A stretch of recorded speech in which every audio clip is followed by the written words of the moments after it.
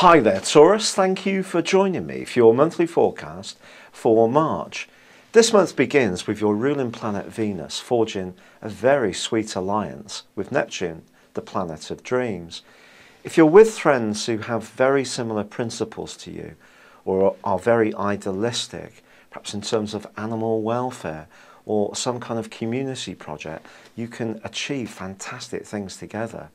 Equally, you may find yourself being really quite smitten with a friend, not necessarily romantically, but certainly admiring them hugely. The trick here is not to put anyone on a pedestal, because eventually you'll probably find that, like us all, they do have some faults. But if you do meet someone romantically at this time, put the emphasis on developing the tie in a friendship sense first of all. There is a superb angle between the Sun and also Pluto across the first week of this month too. This can give you a lot of determination to achieve your goals and be quite clear-minded about the things that you won't want to open up around. This could include travel or some form of higher education, even learning a foreign language. However, by the 6th through to the 8th, your ruler Venus is then alongside Mercury, and this can be, on the whole, very positive for communication with friends. But this influence is affected by the fact that Mercury is twisting backwards this month through to the 17th, in the first of its 3 annual retrogrades. Because of this, we all have to expect that there are some things that we just can't control that do go awry. And even when we can control some things, just bizarrely, things can still go awry. So we have to be a little bit realistic that, again, some of your long distance aims might suddenly come to a change, or you yourself might go through a series of reconsiderations. But this is also a time when there is a fabulous new moon on the 10th in terms of your goals and hopes for the future. So if you can, try to get in sync the things that are really important to you. It's not just about material aims. It's not just about what you earn.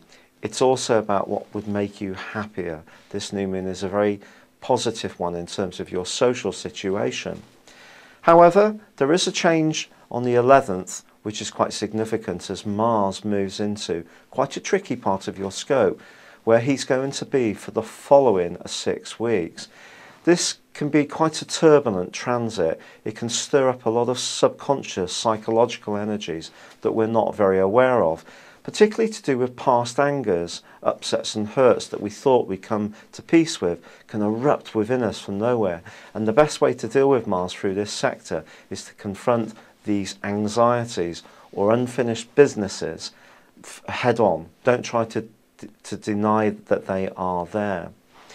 However, by the 17th, Mercury does start to go forwards, which is entirely positive. But also on the 17th, Mars is beginning to go alongside Uranus, and the two are going to be side by side through to the 27th. I think you're going to find yourself feeling very restless during this period of time, and it may be hard to pinpoint exactly why.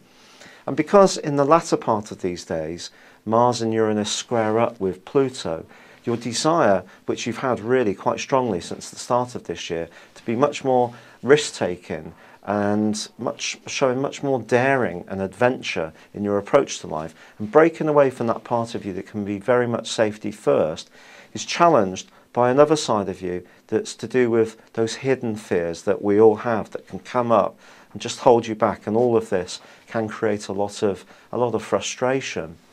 This is an aspect between Uranus and Pluto that will go on for some months beyond this one, so it's one you're going to have to get used to. And if there are things within you that are stopping you from achieving your ambitions, you need to get really clear about why this is, and to come up with some coping strategies and see if you can open up opportunities to grow as a person. Now, the Sun moves on the 20th, Venus, your ruler, moves on the 22nd, and they both move into this area of reflection that Mars moved into too.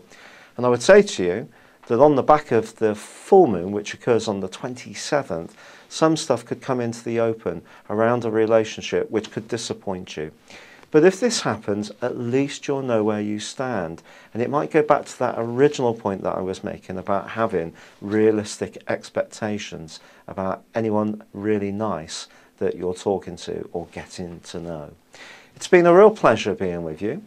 Thank you for joining me. Good luck and goodbye for now.